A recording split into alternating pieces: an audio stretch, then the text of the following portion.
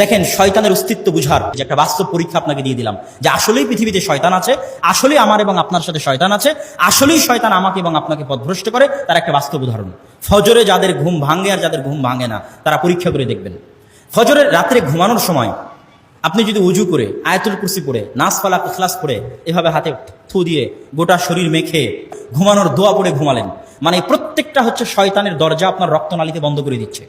প্রত্যেকটা আয়াতুল কুরসি পড়ে, নাস ফালাক ইখলাস পড়ে হাতে থুথু দিয়ে গোটা শরীরে মাখলেন, মানে আপনার রক্তনালী শয়তানের জন্য বন্ধ হয়ে গেল।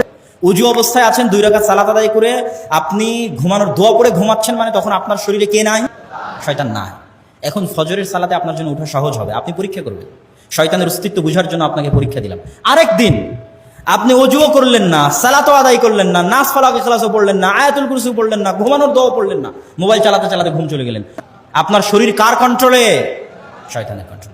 পরীক্ষা করে দেখবেন। লাইক কমেন্ট চাই না, ভালো লাগলে দিন প্রচারের স্বার্থে শেয়ার করবেন, সাবস্ক্রাইব করে পাশে থাকার চেষ্টা করবেন।